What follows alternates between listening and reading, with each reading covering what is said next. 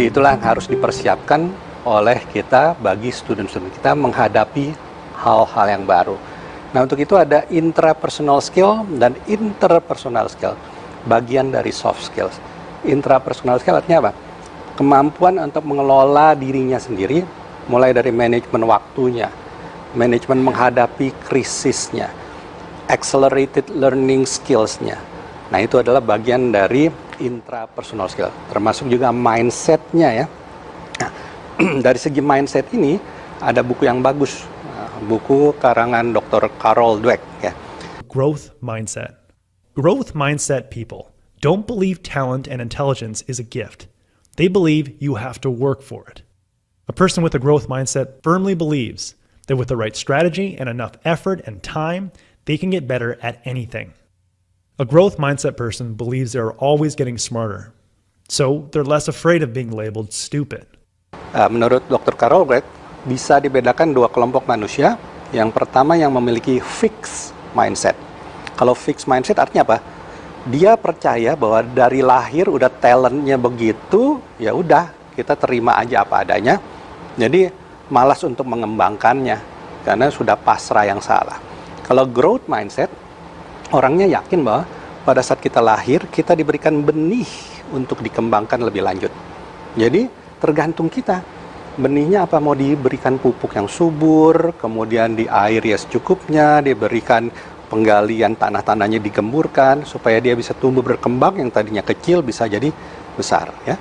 Jadi keberhasilan seorang lebih ditentukan kepada growth mindset-nya daripada talent awal yang dia miliki sejak lahirnya. Nah, itu dari bukunya Carol Dweck. Yang kedua, untuk intrapersonal skill, ada buku satu lagi, yaitu dari Angela Duckworth. Itu bukunya namanya Grit, G-R-I-T. Yang intinya adalah persistensi, kemudian keuletan, ketangguhan. Grit is passion and perseverance for very long-term goals. Grit is having stamina. Grit is sticking with your future, day in, day out, not just for the week, not just for the month, but for years, and working really hard to make that future a reality. Grit is living life like it's a marathon, not a sprint. Angela Duckworth lakukan penelitian terhadap di West Point-nya Amerika Serikat, sekolah militernya Amerika Serikat.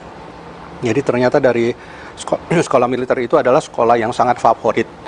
Jadi sejak awal anak-anaknya masih kecil dan remaja, banyak sekali yang kepingin masuk ke sekolah itu.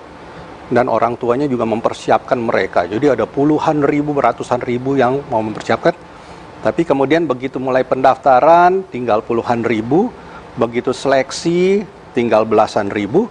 Akhirnya yang diterima cuma ribu-ribuan. Tapi setelah orang mempersiapkan dengan demikian dahsyatnya, banyak orang sudah tersaring, jadi udah termasuk the cream of the cream. Dari sekian ribu orangnya itu, baru 3 bulan pertama, ternyata banyak yang nyerah berguguran. Nah, itu yang jadi tanda tanya. Padahal kan mereka udah mempersiapkan dirinya lama.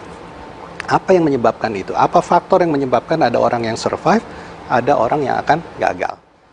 Nah, menurut penelitiannya Angela Duckworth, bukan karena intelijensianya, bukan karena kekuatan fisiknya, tapi ternyata adalah itu yang namanya unsur gritnya tadi, kegigihannya, persistensinya, kemauan yang kerasnya melalui penderitaan yang begitu hebat pada 3 bulan pertamanya itu. Itu adalah kuncinya. Jadi ada IQ dari sisi grit, bukan IQ dari kecerdasan, bukan dari kehebatan fisik atau dari prestasi masa lalu. Nah, itu grit. Jadi ada growth mindset dan ada grit. Itu adalah bagian dari intrapersonal skill.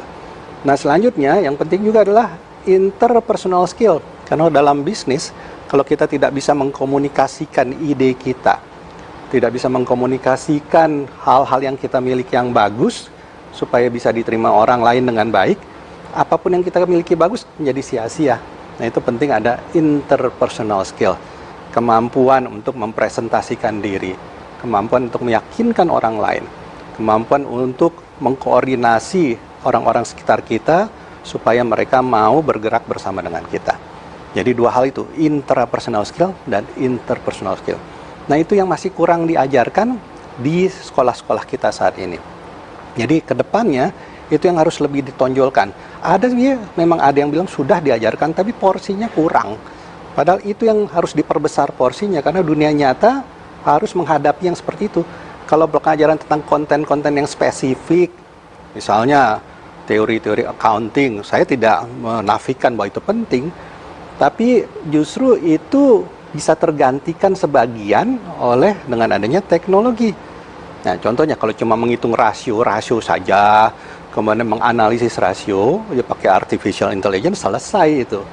Kalau untuk mengkolek data, merekod aja, ya udah bagiannya dari software itu.